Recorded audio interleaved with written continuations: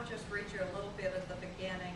And this is from Joanna, who is the mouthpiece character.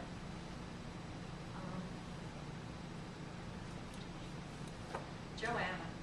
Now Joanna is holding the hand of someone waiting for her daughter to arrive. Only months ago, this woman, Lois Flowers, was one of the regulars in Pine Haven's dining room, where the residents often linger long after the meal for some form of entertainment or another. She was a woman who kept her hair dyed black and never left her room without her hair and makeup and outfit just right. She had her color chart done in 1981 and kept the little swatches like paint chips in the zippered section of her purse. She told Joanna that having your colors done was one of the best investments a woman could ever make. I'm a winner, she said, is why turquoise looks so good on me. She loved to sing, and some nights she could convince several people to join in. Other nights she simply stood in one corner and swayed back and forth like she might have been in Las Vegas, singing everything she knew of Doris Day and Rosemary Clooney and Judy Garland. She loved anything Irving Berlin had ever written. Now she's forgotten everything except the face of her daughter, random lyrics, and that your shoes and purse should always match. Joanna has watched the daughter night after night, leaning into her mother's ear to sing. First upbeat, clang, clang, clang went the trolley, ding, ding, ding went the bell. She always ends with one of her very favorites, like It Could Happen to You or Over the Rainbow or What'll I Do. Joanna, as ordered by Luke's many rules, keeps a notebook with an entry on each of the people she sits with.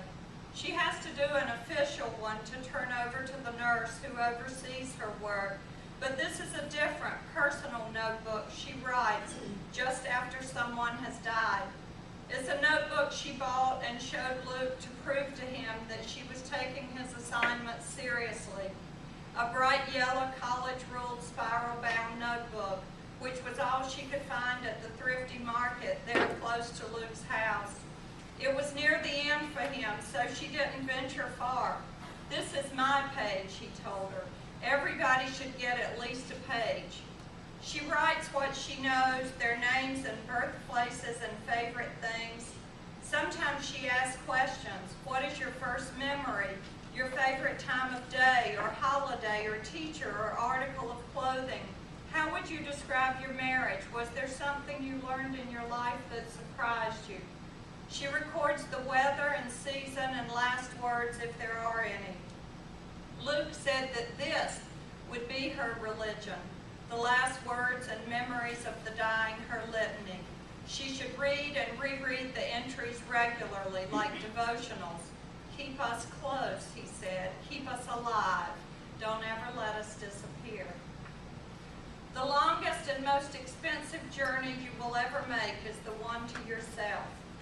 Joanna's life is blip, blip, blip, like images on an old film projector that keeps sticking and burning. She's been spliced a lot of times over the years, but finally she feels free. Not perfect, not problem-free, just free. No one likes to talk about the positive parts of getting older and aging into orphanhood. How with your parents you often bury a lot of things you were never able to confront or fix or let go of. She has spent long hours discussing this with CJ, a girl most likely not to be Joanna's best friend, and yet she is. CJ is half her age, punk and pierced and tattooed, with a baby boy whose father she won't discuss, not yet at least. CJ is beautiful and so unaware of it, long legs and hazel eyes and a beautiful dark complexion that leaves people perplexed and wondering about her ethnicity. It seems she might even be perplexed herself and camouflages herself with tattoos and loose clothing and colors of hair dyes that are not natural to any race. Joanna wasn't there for her mother, but she was there for her dad, and seeing him through those last days allowed her to let go herself. Being there may prove to be the greatest gift of her life, and of course none of that would have happened without Luke and Tammy.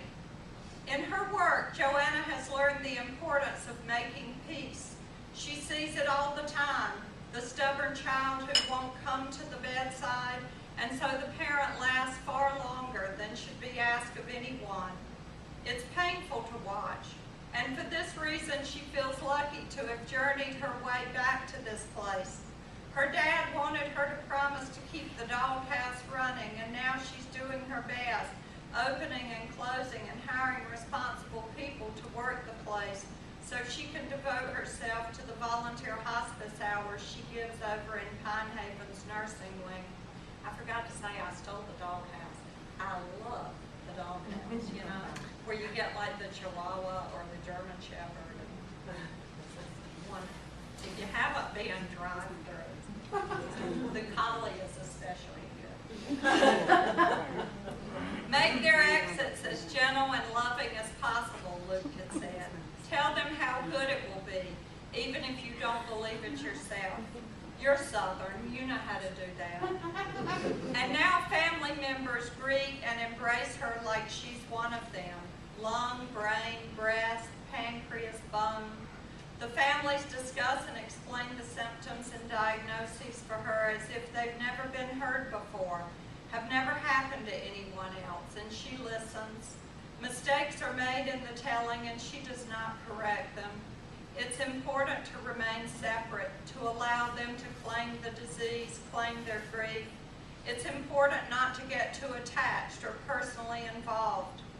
Sometimes when family members are naming the tests and the symptoms and prognosis, she allows herself to imagine her mother getting the news and then driving home, actively deciding what to do next, but not calling her. But Joanna can go only so far with that, or she'll undermine her purpose in the present. She's there, compassionate and listening, guiding the patients to talk and tell their stories if inclined, but knowing when to step back into the shadows of the drapes or a closet door so family members get their time. She knows how to disappear. Relatives show her all the old photos and letters. They tell her of accomplishments and regrets, and then afterwards they drift away, her presence like something from an old dream, a reminder of their grief and loss. Sometimes they see her in the grocery or hardware store or when they drive up to the doghouse, and they can't help themselves. Their eyes well up and words get choked. Like Pavlov's dogs, they react to her presence. It makes her think of poor Harley, the docile old orange cat at Pine Haven with enough poundage to warm even the coldest circulation-free feet. Only now all of the residents are terrified of him because of the story in a recent news broadcast about a cat who chose to curl up beside whoever was most likely to die.